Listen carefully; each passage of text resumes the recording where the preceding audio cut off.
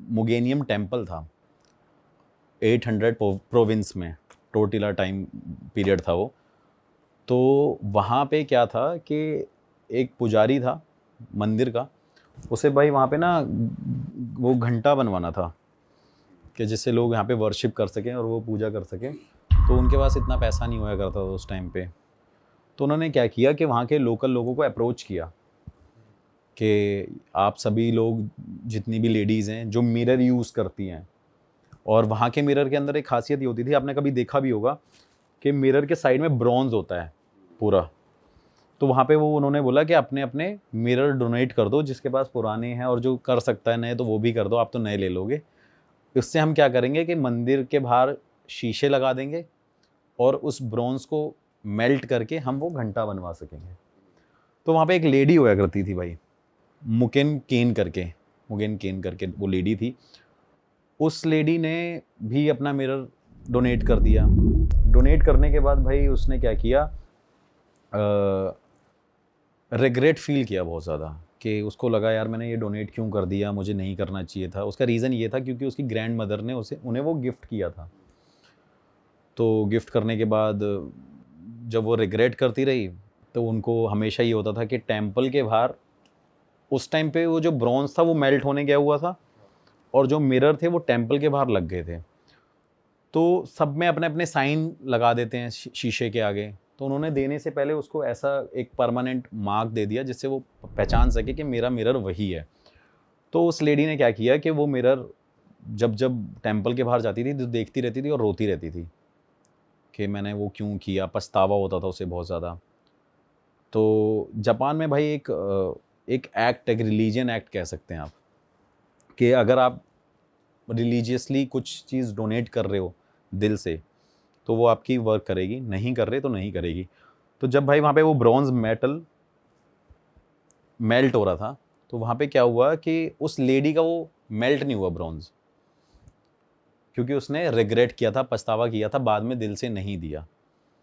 तो भाई उसके बाद क्या हुआ कि गांव वालों को बड़ी प्रॉब्लम हो गई कि भाई मंदिर में घंटा नहीं बन पा रहा है, क्या करें, ऐसा क्या हो गया, कौन है वो लेडी। तो गांव में बड़ा डिस्कशन हुआ, सभी लेडी को मंदिर में बुलाया, वहाँ पे जाके उनसे पूछा गया, पुजारी ने पूछा, वहाँ के लोगों ने पूछा कि आप क्या कर रहे हो, ये क्यों ऐसा हो रहा है, ये हमारे मंदिर का घंटा क्यों नहीं बने। क्योंकि लोग ना पुराने टाइम में इन चीज़ों को बहुत ज़्यादा वैल्यू देते थे, एक छोटी छोटी चीज़ों को भी। तो उसके बाद क्या हुआ भाई कि उन्होंने पता लगाया, सारी लेडीज़ों ने, कि भाई पता करो किस लेडी ने दिया था। तो बाद में पता चलता है वो केन करके जो लेडी है, उसने वो ब्रॉन्ज अपना दान किया था उस टाइम पे। लेकिन जब उन्होंने दान किया था तो वही रिग्रेट था, इस वजह से वो मेल्ट नहीं हो रहा था। तो मेल्ट ना होने के कारण उस गांव में सारी लेडीज़ ने उन्हें बहुत इंसल्ट किया, बहुत डराया, इंसल्ट किया, उनको बड़ी शर्मिंदगी महसूस हुई, शेम फील करने लगी, इंसल्टेड फील करने लग गई। और वो फार्मर फैमिली से थी, उनका हस्बैंड भी फार्मर था। तो उसको बड़ी शर्मिंदगी महसूस हुई। वो कहती कि ये अब मुझे लगता है मेरा जीवन अब यहाँ पे है ही नहीं रहने लायक।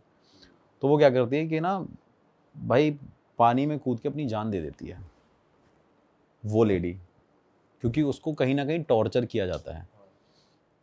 तो कहीं ना कहीं वो सही भी थी, क्योंकि भाई उसने कोई चीज़ अपनी ग्रैंड मदर से मिली, उसने डोनेट कर दी, उसको पछतावा हुआ, क्योंकि उसे लगता था उसने अपनी ज़िंदगी का एक हिस्सा ही दे दिया है। लेकिन कहीं ना कहीं वो गलत थी, जब उसे देना ही नहीं था तो वो देती ना। तो उसके बाद क्या हुआ भाई, वो एक लेटर लिख के गई। लेटर में लिखा हुआ था कि मेरे मरने के बाद आप उस मेटल को जब मेल्ट करोगे तो वो मेल्ट होगा और घंटा बनेगा मंदिर के लिए। और उसके बाद उन्होंने कहा कि जो भी इस बेल को बजा बजा के तोड़ देगा, मतलब इतनी बड़ी बेल को बजा के तोड़ेगा, तो वो समझ लेना कि वो मेरी भी पूजा कर रहा होगा। मतलब उसने अपने आप को या तो भगवान मान लिया या शैतान मान लिया, कुछ भी कह सकते हैं। तो उन्होंने बोला कि जो इस बेल को तोड़ेगा भाई, कि ऐसे ऐसे होगा।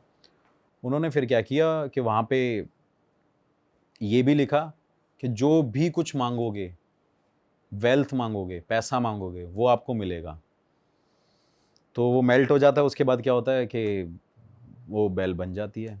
बेल बनने के बाद भाई जब वो मंदिर में लगाते हैं तो सबको खबर फैल जाती है कि भाई ये बेल लग गई है, और ऐसा कहा गया है कि वो मुगेन केन केन करके कह के गई है कि जो भी इसे तोड़ेगा अमीर हो जाएगा, जो मांगेगा वो उसे मिलेगा। भाई उसके बाद वो कंटिन्यूसली वहाँ पे लोग आए जा रहे हैं, वो घंटा बजाए जा रहे हैं, किसी से नहीं टूट रहा, लोग लगे पड़े हैं। मतलब वहाँ पे भीड़ हो गई है, जापान से हर जगह से लोग आए जा रहे हैं कि कुछ ना कुछ मांग लें।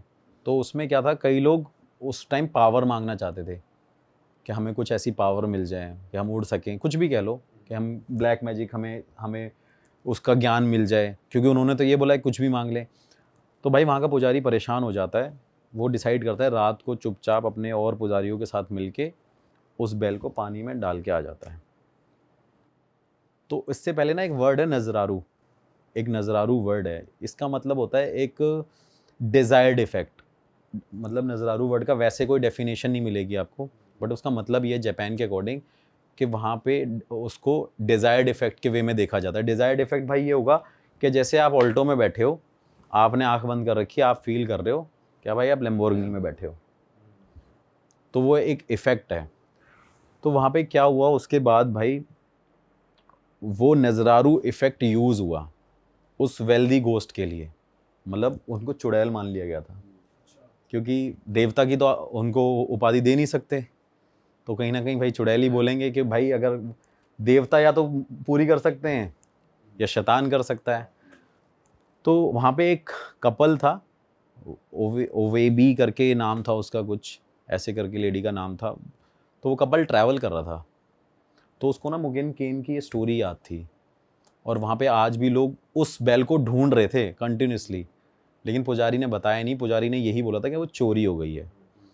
तो उसे वो ढूंढ रहे थे। उसने क्या किया, लेडी ने वो नजरारू इफेक्ट अप्लाई किया अपने ऊपर। उसने क्या किया, एक छोटा सा भगोना या तसला ब्रॉन्ज का लिया, उसको आंख बंद करके इमेजिन किया कि ये घंटा है उसका, लेडी का। वो उसे बजा बजा के तोड़ने लग गई होटल के वहाँ पे। जब उसने उसको तोड़ा, उसने इमेजिन किया कि वो मुगेन केन है। तो उसके बाद एक आदमी वहाँ से आता है भाई, और उनको बहुत सारे पैसे दे के चले जाता है, और कहता है कि आपको ट्रैवल करना है ना, आप ट्रैवल करना चाहते हो ना, ये लो आप पैसा लो। उसके बाद उसने ये स्टोरी शेयर करी, तो लोगों को पता चल गया कि ये वेल्दी घोस्ट जापान में एग्जिस्ट कर रही है, आप इससे जो भी मांगोगे वो आपको मिलेगा ज़रूर। फिर सेकंड चीज़ यहाँ पे ये हुई कि एक फार्मर था, काफ़ी गरीब था, वहाँ पे डिज़ास्टर बहुत ज़्यादा होता रहता है। तो उस टाइम पीरियड पे उसने क्या किया, क्ले की जो चिकनी मिट्टी, जो वहाँ पे मिट्टी थी, उससे एक घंटा बनाया, उसे धूप में सुखाया, और मुगेन केन की एक वो पूरी तस्वीर बनाई, वही नज़रारू इफेक्ट अपने ऊपर अप्लाई किया, और उसको बैल बजा बजा के तोड़ दिया। तो उस टाइम पे ज़मीन के अंदर से बताते कि एंजल निकली, और उन्होंने उसको बोला कि तेरी फसल चली गई है, ये ले, तू अपना ये सोने का घड़ा पकड़ और जा, तू ये कर ले। मतलब ये ऐसे ऐसे कुछ ना कुछ बैक टू बैक उस लेडी के नाम से ये चीज़ें होती रही, और वो लेडी इतनी जापान में फेमस हो गई कि लोग काला जादू करने के टाइम पे भी उस लेडी को हमेशा अपने साथ में नजरारू इफेक्ट से हमेशा उसको रखते थे। अच्छा, कि भाई तपस्या चल रही है, ब्लैक मैजिक हो रहा है, लेकिन वो बोल रहे हैं कि सक्सेस तभी होगा जब वो मुगेन केन वहाँ पे होगी। पूजा तो वो कर रहे हैं, जो भी उनकी तंत्र मंत्र विद्या वो यूज़ अप्लाई कर रहे हैं, लेकिन उस टाइम पे वो उसे इमेजिन कर रहे हैं। लेकिन मोस्टली वो वेल्दी घोस्ट के नाम से फेमस रही हमेशा। पैसे दे दो। पैसे, चलो वैसे लोगों का फायदा ही कर रही है एक तरीके से। भाई फ़ायदा तो कर रही है, लेकिन बताया जाता है ऐसी स्टोरियाँ, मतलब काफ़ी सारी स्टोरीज गूगल पे भी नहीं होती है, और कुछ सोर्सेज से पता चलती है। एक जैपनीज़ बंदा था, वो ट्रांसलेटर था, तो उससे मैंने ये शेयर करी थी स्टोरी, तो उसने मुझे बताया कि हाँ एक्चुअली ऐसा जापान में है, और बताते हैं कि लोग उससे जो भी बोलते हैं, मतलब ये भी बड़ी बात है, ये बात आपको गूगल पे शायद मिले, लेकिन उस बंदे ने मुझे बताया, वो ट्रांसलेटर था, यहाँ पे पढ़ने आया हुआ था, जापान का ही था, उसने मेरे को ये बताया कि भाई ये एक्चुअली में होता है, और वहाँ पे नज़ारू इफेक्ट से लोग एक दूसरे का मर्डर भी करते थे। अरे वो वेल्दी गोस्ट भी थी, लेकिन कहीं ना कहीं उस लेडी का वो फ़ायदा उठाते थे, उससे जब इमेजिन करते थे और बोलते थे कि मुगेन गेम जाके उसका मर्डर हो जाए, तो उसका मर्डर भी होता था। तो ये डिजायर्ड इफेक्ट कोई भी काम कर लेता था इसके साथ, मतलब कोई अगर सोच रहा है बैठ के हाँ भाई, मतलब हाँ ये है एक आपने ओम शांति ओम मूवी देखी है ना, कि उसमें ये डिजायर्ड इफेक्ट अप्लाई कैसे होता है कि कोई भी आप चीज़ शिद्दत से पाओ तो उसे कायनात मिलाने की यूनिवर्स पूरी हेल्प करता है। तो वहाँ पे एक कंडीशन थी कि अगर आप वो शिद्दत से कर रहे हो तो आप कुछ भी कर सकते हो। तो उसके बाद कई लोगों को भाई पकड़ा भी गया। जैसे लोग रात रात को नजरारू इफेक्ट करते थे या कुछ करते थे, किसी को इन्फॉर्मेशन होती थी तो उसे जेल पहुंचा देते थे भाई।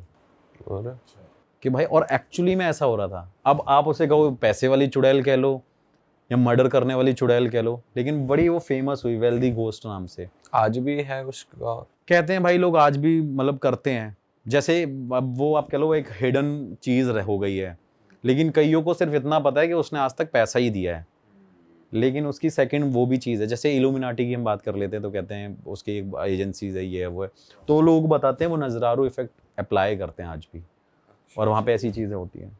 अलग ही किस्सा है, मतलब पूरी दुनिया में कुछ ना कुछ हो ही रहा भाई है। हर हाँ छोटे छोटे गांव में अलग एक किस्सा है। जापान में एक ऐसे, तो ये जापान की बड़ी फेमस स्टोरी रही है उस टाइम पे, 800 प्रोविंस एक आप ग्रीक हिस्ट्री की भी स्टोरी लेकर आए हो आज, वो भी बताओ भाई, इतनी इंटरेस्टिंग बातें चली रही है तो।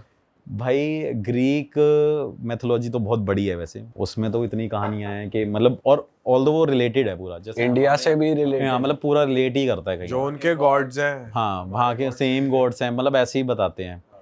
तो वहाँ पे भाई एक चीज़ है, मतलब हमारे यहाँ जैसे कि आप कह लो कि डेथ होती है, तो हम हमेशा, हमारे बड़े बूढ़े लोग नहीं बोलते कि भाई क्या लेके आए थे क्या लेके जाओगे। हाँ, तो हम कहते हैं भाई क्या लेके जाओगे, सब धन यहीं का यहीं रह जाता है। लेकिन ग्रीक मैथोलॉजी के अकॉर्डिंग वहाँ पे चीज़ अपोजिट है कि भाई अगर लेके धन आए हो तो लेके जाना पड़ेगा, और लेके नहीं जाओगे तो मुक्ति नहीं मिलेगी। यहाँ क्या होता है कि किसी की डेथ हो जाती है भाई, वो यमदूत आते हैं उठा के ले जाते हैं, मतलब जो बताया जाता है, जो कहानियों में है कि यमदूत आते हैं ले जाते हैं, और वहाँ पे सीधा यमराज उनको पनिश करते हैं, उनको बता देते हैं भाई तुम्हारी ये सजा है, तुम्हें ये बनना है, तुम्हें ये बनना है। लेकिन वहाँ पे ऐसा नहीं होया करता था भाई। वहाँ क्या सीन है भाई? वहाँ पे क्या है कि भाई जब किसी के घर में डेथ होती है, वहाँ पे डेथ होने के बाद वहाँ पे जब उसे कॉफिन में रखा जाता है, तो वहाँ पे उस डेड बॉडी की आँखों पे या मुंह के अंदर, जीभ के नीचे, वहाँ पे कॉइन रखे जाते हैं, ओबल बोलते हैं उसे, ओवल कॉइन, उसको रखा जाता है। उसका कारण है भाई, उसका कारण ये है कि वो एक टोल टैक्स की तरह है, वो एक फास्ट टैग की तरह आप कह सकते हो, मतलब वो गेटवे है। मरने के बाद का फास्ट टैग, वो मरने के बाद का फास्ट टैग कह लो भाई उसको, कि वहाँ अगर वो नहीं है तो आपको मुक्ति नहीं मिलेगी। कई लोग भूल भी जाते थे रखना, कई लोग रख देते थे। तो एक सिक्का रखना होता है या पूरा मुंह ही भर दो सिक्कों से? नहीं भाई, मतलब ये है कि फास्ट टैग है तो 200 रुपए 300 रुपए का। गुल्लक बन गया मुंह। मतलब भाई एकदम बेसिक रहता है जो उसमें पड़ा रहना चाहिए, वो एकदम बेसिक हो गया। 2 आंखों के ऊपर, 2 बाकी आपके ऊपर है कि भाई आप चाहे 100 डाल दो। लेकिन इंडिया में भी कहीं ना कहीं मिलता जुलता है, बट उसका रीजन कई लोगों को नहीं पता। लोगों ने देखा हो डेड बॉडी, जैसे कई बार किसी की डेथ होती है तो उसकी जो सबसे ज्यादा क्लोज चीज होती है वो हम हमेशा उसकी डेड बॉडी के साथ रख देते हैं। कई लोग गोल्ड रख देते हैं, हाँ, कई लोग कपड़े रख देते हैं, लेकिन लॉजिक किसी को नहीं पता। मतलब मुझे ऐसा लगता है, लोग बोलते हैं ये इसकी बड़ी क्लोज चीज़ थी, ये इसके दिल के बहुत करीब थी, या इसी की चीज़ है, इसी के साथ चले जाए। लेकिन क्या होता है कि जलने के बाद यहाँ पे तो वो उठा लेते हैं, हाँ, उसका कोई यूज़ नहीं है। लेकिन वहाँ पे ऐसा नहीं होता है। वहाँ पे क्या है भाई, वो जो फास्ट टैग बन जाता है, उसके बाद क्या होता है, वो हेल्प करता है फास्ट टैग एक रिवर क्रॉस करने के लिए। रिवर का नाम है स्टिक्स, एक स्टिक्स रिवर है और एक्रोन रिवर बोलते हैं उसको।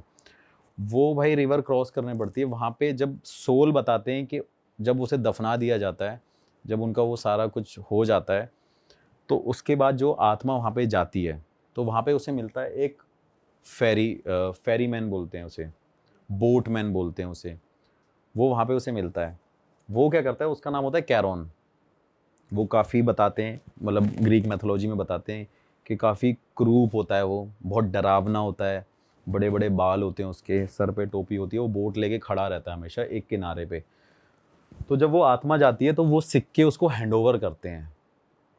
हाँ, अगर आप उसे सिक्के हैंडओवर करोगे तो वो रिवर क्रॉस कराएगा और वहाँ पे हेडीज के पास ले जाएगा, जो वहाँ का देवता है, जो जज करेगा, डिसाइड करेगा कि भाई अब आपको आगे क्या जीवन मिलेगा, आफ्टर लाइफ आपका अब क्या है। लेकिन क्या है, कई लोग नहीं भी ले जा पाते, कई लोग भूल भी जाते हैं, जैसे होता ही है यूजुअली। यहाँ पे भी हम कुछ चीज़ भूल जाते हैं, वहाँ पे भी रिचुअल्स में कुछ ना कुछ वो कमी कर देते थे। और जो सिक्के नहीं ले जा पाता था उसकी सोल को भाई उस किनारे पे 100 साल भटकना होता था। उसके बाद वो कैरोन उनको लेके जाता था। 100 साल भटकेगी। 100 साल वो आत्मा भटकेगी भाई। मतलब बड़ा एक अलग रिचुअल है वहाँ का। आप कह लो कि यार मरने के बाद भी इंसान के ऊपर एक रिस्पॉन्सिबिलिटी डाल दी है कि सिक्के लेके कि भाई सिक्के लेके जाना। अब वो तो मर गया भाई, फैमिली वालों को पता ही नहीं है ये करना है। कई लोग होते हैं, हम जैसे यंग जनरेशन है, आज किसी की डेथ हो जाए हमें नहीं पता कि हमें क्या रिचुअल करने हैं। हमारे पास जब तक बड़े बूढ़े लोग नहीं होंगे हाँ। तो वहाँ पे क्या है कि कई लोग नहीं ले जा पाते थे भाई। किसी जिंदा आदमी की गलती से एक मरे आदमी को क्या क्या भुगतना वहाँ पड़ता था, वो इमेजिन करो। अगर वो सिक्के रख दे तो उसे भटकना ना पड़े। तो क्या था, कैरोन हमेशा वहाँ पे वो रिवर क्रॉस करके हेडीज के पास ले जाता था। वो वहाँ का देवता था। तो बताते हैं कि वो वहाँ पे जो बोलता था वो कैरोन को करना पड़ता था, और कैरोन के हाथ में रिस्पॉन्सिबिलिटी थी। तो इसके अंदर एक इंटरेस्टिंग स्टोरी ये भी है कि भाई वहाँ पे ना एक बंदा था, वो अपनी प्रेमिका से मिलने गया। उसकी प्रेमिका वहाँ पे चली गई थी हेडीज के पास। तो वो जीवित इंसान उस टाइम पे कैरोन के पास जाके उसे अपनी गानों की आवाज़ में बहला फुसला के, उसको पिघला के अपनी प्रेमिका से मिलने जाता है भाई। मतलब वैसे तो आत्मा ही जाती है, लेकिन वो जिंदा इंसान वहाँ पे गया था अपनी प्रेमिका से मिलने, उसकी आत्मा से मिलने, ऐसा बताया जाता है। मतलब इम्प्रेस कर दिया अपने गाने वाले हाँ, से। और कैरोन एक ऐसा आदमी था कि आपके पास कॉइन नहीं है तो 100 साल तक भैया यहीं रहो। ये तोड़ ले काट लिया भाई ने। और उसके बाद हेडीज ने उसे सजा दी कैरोन को कि ये यहाँ पे एंटर कैसे कर गया। तो इसकी सजा अब तुझे ये है कि तू भी 1 साल तक, अब ये रिस्पॉन्सिबिलिटी तेरे हाथ में ही नहीं है, अब छोड़ दे तू। अब तू 1 साल बाद इस बोट को चलाइयो, फिर मेरे पास लाइयो आत्माओं को। तो ये सोचो कि उस टाइम पीरियड में साल में जितनी डेथ हुई होंगी वो आत्मा कहाँ होंगी। या तो वो उस किनारे पे रही होंगी, या फिर वो फ्रीली चली गई, ऐसा भी हो सकता है। नहीं भाई, उसका रूल मतलब कुछ ना कुछ तो रेस्ट्रिक्शंस होती है ना हर चीज की। या कोई और द्वारपाल लगा दिया होगा। मैं वही कंफ्यूजन है कि भाई उस टाइम पे कोई और होगा वहां पे, क्योंकि उसे बोला कि 1 साल बाद तू आई हो। लेकिन एक चीज होती है ना कि अब एक कैमरामैन है तो कैमरामैन को ही पता है कैमरा कैसे हैंडल करना है। हाँ। मैं जाके नहीं कर सकता। तो वो रिस्पॉन्सिबिलिटी उसी के ऊपर थी।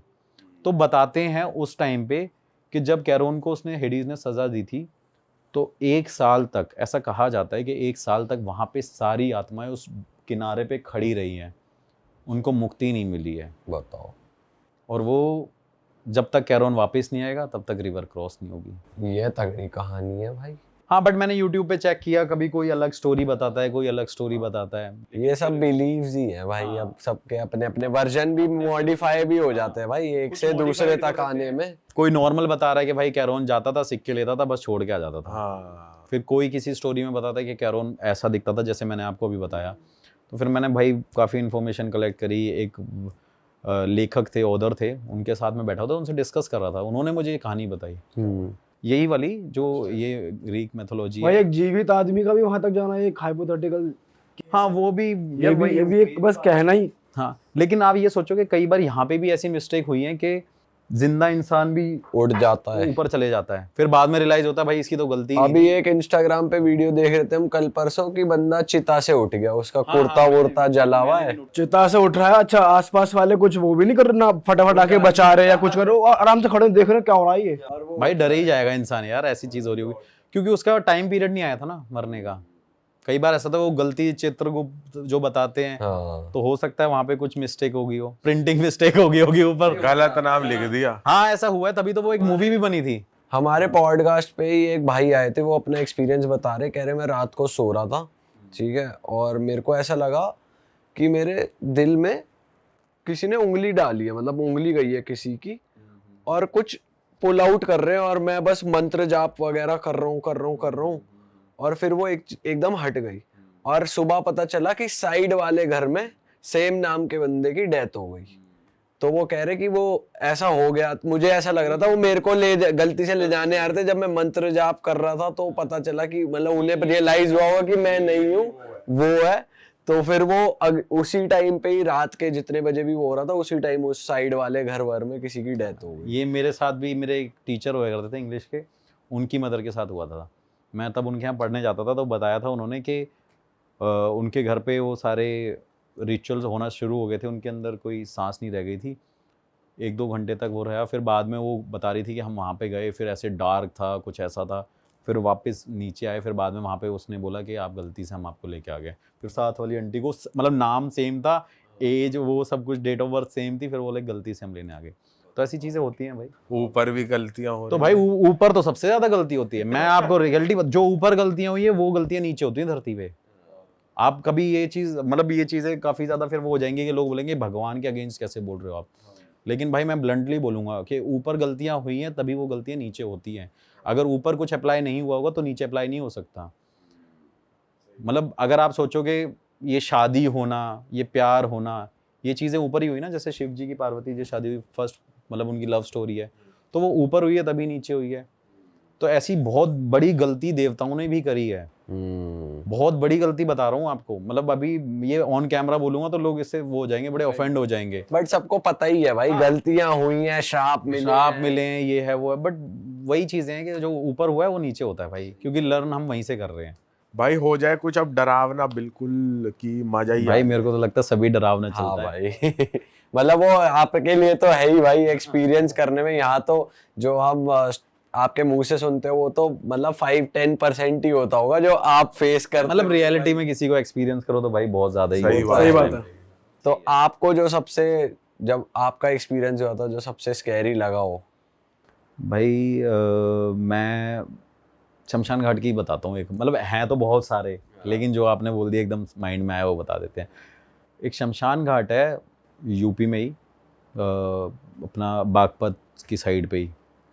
तो वहाँ पे मैं भाई नॉर्मली दिन में गया था, एक मेरे जानकार थे वहाँ पे, हम ऐसे ही मन कर रहा था, 2-4 मेरे भाई बाहर से आ रखे थे, अमेरिका और कनाडा से मेरे फ्रेंड्स थे। तो हमने सोचा कि चलो भाई इनको देसी थोड़ी सी लाइफस्टाइल के लिए लेके चलते हैं भाई, ट्यूबवेल में नहाएंगे हम। तो भाई मैं वहाँ पे पहुँचा। पहुँचने के बाद वहाँ पे उस टाइम पे गांव का एक बंदा आया ट्यूबवेल के पास, वो बताने लग गया कि ऐसे ऐसे फलाने ने आज शमशान घाट में ये कर दिया। और एक्चुअली मुझे नहीं पता था, ना ही मैं शूट के पॉइंट ऑफ व्यू से गया था, मुझे पता ही नहीं था।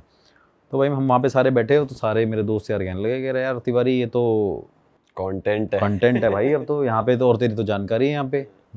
तो वहाँ पे कह रहे, फिर वो गांव वाले अंकल थे मेरे, फिर वो मेरे से कहना तू भी ये कर रहा है। मैं कहा हाँ अंकल कर लिया करूँ। तो फिर कह रहे तो तेरे को डर ना लगे? मैं कहा नहीं अंकल डर ना लगता, अपना तो काम यही है।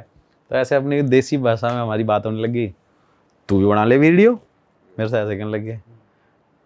फिर मैं कल अम्मा ऐसे करके मैंने उनको बोला। तो मेरे दोस्त कहते भाई चलते हैं, लेकिन उससे पहले उन्होंने मेरे को स्टोरी बताई कि वहाँ पे एक आदमी है भाई जो शमशान घाट में पार्टी देता रहता है। पार्टी देता है? पार्टी देता रहता है, आप कह सकते हो, मतलब पार्टी देता रहता है, लोगों को इनवाइट करता है शमशान घाट में। आज तक तो हमने सुना है कि भाई इनविटेशन सिर्फ शादियों में और बर्थडे पार्टीज़ में यहाँ मिलते हैं, लेकिन भाई शमशान घाट में भी इनविटेशन मिलने लग गए। तो मैंने उनसे बोला बताओ, तो कह रहे भाई अगले दिन आ तभी बताऊँगा, क्योंकि उनको ये था कि भाई तू आएगा नहीं तो गोली ना कर जाए कहीं। तो भाई मैं वहाँ गया, अगले दिन हम पहुँचे 4-5 बजे अंकल के पास बैठे। फिर अंकल ने मेरे को शमशान घाट दिखाया दिन में वो भाई वो शमशान घाट पे कुछ भी नहीं था। रात को 11:30-12 बजे हम उस शमशान घाट पे पहुँचे। पहुँचने से पहले थोड़ी देर पहले उन्होंने मुझे स्टोरी सुनाई वहाँ की कि भाई इस शमशान घाट में एक आदमी रहता है जो गांव के लोकल लोगों को इनवाइट करता है यहाँ पे खाना खाने के लिए, दारू पीने के लिए, और डेली जितनी भी चिताएं शमशान घाट में जलती हैं उनकी वो भस्म और उनकी वो सारी चीज़ें अपने शरीर पे लगाता है। इसके पीछे का कारण भाई ये है कि उसे लगता है कि जो उस टाइम पे इंसान जल रहा था ना वो उसकी वाइफ ही है, क्योंकि उसकी वाइफ की डेथ हो गई थी बहुत टाइम पे, मतलब जब वो न्यूली मैरिड थे, जिस वजह से वो डिस्टर्ब भी हुआ कई लोग बोलते थे वो मेंटली डिस्टर्ब भी है, कई लोग बोलते थे वो पोजेस्ड भी है, कि उसके अंदर उसकी वाइफ की आत्मा आती है और जो उसे शमशान घाट खींच के लेके आती है। दिन में भाई वो इंसान नॉर्मल रहता है, ये फिक्स्ड है, दिन में इंसान वो हर काम करेगा जो एक नॉर्मल रूटीन होता है।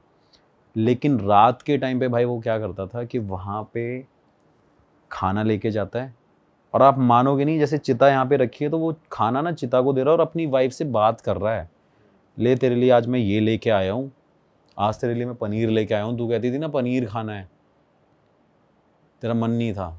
तो भाई वो एक्चुअली में वो चीज़ें कर रहा है। दिवाली होती है तो वो साड़ियाँ लेके जाता है, कोई भी इवेंट, कोई भी फेस्टिवल होता है, वो हर एक चीज़ कर रहा है भाई वहाँ पे, जो उसे घर पे करनी होती है। उसे लगता है कि उसकी वाइफ वहाँ पे अभी भी एग्जिस्ट कर रही है, और वो है, और वो नीचे उस अस्थियों से, और वहाँ पे चाहे किसी की भी एशेस पड़ी हो, वो उन्हीं से बात कर रहा है, वो अपनी, उसे लग रहा है कि वो उसकी वाइफ ही है भाई। तो उन्होंने मेरे को बताया ऐसी ऐसी बात है, मैं हैरान हूँ, मिला यार ऐसा कैसे हो सकता है भाई। कह रहा है ये लोकल लोगों को इनवाइट करता है कि आज मेरी बीवी का जन्मदिन है, तो मेरी वाइफ ने बोला है कि भाई आ जाओ, आज पार्टी है शमशान घाट में। लेकिन भाई अगर आप उसे देख लोगे ना, वो इतना सेंसिबल बंदा है, दिन में आप कुछ भी काम के लिए बोलो या मिलोगे उससे, सारे काम करता है। लेकिन रात में वो बिल्कुल अलग हो जाता है, अपोजिट हो जाता है, कि जैसे वो है ही नहीं, एक्चुअली में वो रियल है ही नहीं। उसके बाद भाई हम पहुंचते हैं वहाँ पे। जब हम पहुंचते हैं तो देखते हैं भाई वो ना बात कर रहा होता है, मतलब जैसे एक कपल बात कर रहा होता है, प्यार भरी ये सारी बातें। तो भाई मैं वहाँ पे जाता हूँ, मैं पूछता हूँ आप ये क्या कर रहे हो, तो भाई आप मानोगे नहीं, वो बंदा फावड़ा लेके मेरे पीछे भागने लग जाता है मारने के लिए, सिर्फ इतना पूछने पे? हाँ, वीडियो भी है उसकी। वो मेरे पीछे पड़ जाता है भाई, फिर मैं भाई भागने लग जाता हूँ, फिर रुक जाता हूँ, फिर मैं वापस आ जाता हूँ। फिर मेरे साथ में एक लोकल बंदा होता है, वो मेरे साथ जाता है बिहाइंड द कैमरा। तो वो वहाँ पे बोलता है कि ये तेरी बीवी से मिलने आया है। अच्छा, मेरी बीवी से मिलने आए हो, आओ मिलाता हूँ, ये बात बट मैंने अपने कैमरे में नहीं डाली, क्योंकि यार अच्छा नहीं लगता किसी की फैमिली की ये बातें। मुंह पे कैमरा कर दो और हाँ, वो वाली चीज़ें। तो कहता है ये देखो, फिर वो अपनी लाडो ये देख, ये भाई आया दिल्ली तय तेरे ते मिलन, मिल ले, पानी पिया दे इसे, मतलब ऐसे कि पानी पिला दो इसे, मिल लो, ये सारी चीज़ें वो इंट्रोड्यूस करा रहा है। फिर भाई वो रो रहा है, मैंने बोला भाई साहब क्या हो गया, ये है वो है। फिर भाई वो ऐसे लेट रहा है, वो पता नहीं एकदम बीच में उसे दौरा पड़ता है, वो लिटरली ऐसे ऐसे पूरी दीवार को मतलब वहाँ पे जितनी वो एशेज़ हैं उसको ऐसे ऐसे उठाने लग जाता है। और फिर वो क्या करता है भाई, मतलब ये चीज़ मैंने डाली नहीं, वरना लोगों के ना वो फिर वो ऑफेंड भी हो जाते हैं कि ये बंदा किसी और की अस्थियों के साथ और उनके साथ क्या कर रहा है। भाई वो बंदा ऐसे राख उठाता है, अपनी जीप पे रख लेता है और अंदर निकल लेता है भाई, किसी भी रैंडम मस्ती की। हाँ भाई, मतलब उसकी वाइफ की डेथ तो कई साल पहले हो गई थी, अब तो वो लेकिन भाई वो जो डेड बॉडी वहाँ पे चली है वो ऐसे उठाता है, वो ऐसे निकल लेता है। मैं हैरान हो जाता हूँ भाई, ये क्या बंदा है, ये क्या कर रहा है। मैंने उससे बोला कि भाई साहब आप ये क्या कर रहे हो, तो वो कह रहा है कि लाडो कह रही है मेरे से प्यार कर, तो कह रहा है मैं इसे प्यार कर रहा हूँ।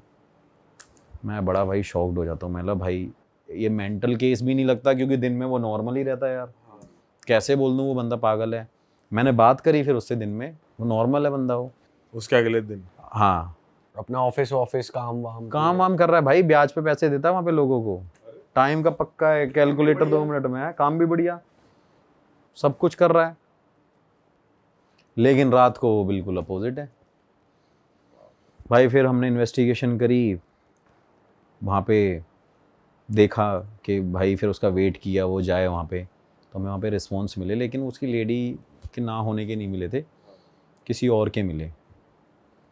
तो थोड़ी देर बाद क्या हुआ भाई, फिर वो बंदा वहाँ से निकल गया। वो मतलब चला जाता है घर मिल मिला के अपनी बीवी से? हाँ, मिल मिला के चले जाता है, पर वो रात भर रहता है बताते हैं। अच्छा। फिर वो सुबह अपने खेतों वेतों में भी काम करता है, पानी वानी देता है। अगली बार भाई फिर जाते हैं, फिर गांव के लोग मेरे को क्या बोलते हैं, भाई इसको ना फ्री करा दो, क्योंकि इसके घर वाले भी परेशान रहते हैं। क्योंकि वो क्या करता है भाई कि घर में से सामान चोरी करके भी शमशान घाट में रख के आ जाता है। दिन में जो भी ब्याज का काम किया, पैसों का काम किया, बताता है कि अपने पैसे नहीं लेके जाएगा, अपने घर में जो उसकी माँ के पास पैसे होते हैं वो उससे मांगता है, कहता है लाडो मंगा रही है शमशान घाट में, कल रात को कह रही थी कि पैसे चाहिए भाई। कह रहा भाई वो रख के आता है एक्चुअली में पैसे। मैं बड़ा शॉक्ड हुआ, मतलब भाई ये बड़ा चीज़ है। फिर उन्होंने बोला भाई कि यार ऐसे से दिखाओ, तो वहाँ के लोकल लोग ही थे, मतलब बाबा बाबा थे, मेरे को जानते हैं। तो मैंने उनसे पूछा कि ऐसी ऐसी बात है, तो उन्होंने बोला कि चलो कोई बात नहीं हम चलते हैं। भाई फिर उसको पकड़ा, पकड़ने के बाद वो चिल्लाए, उसके हाथ पैर बांधे, वो बड़ी तेज़ से चिल्लाने लग गया। उन्होंने पता नहीं क्या मटके वटके में किया।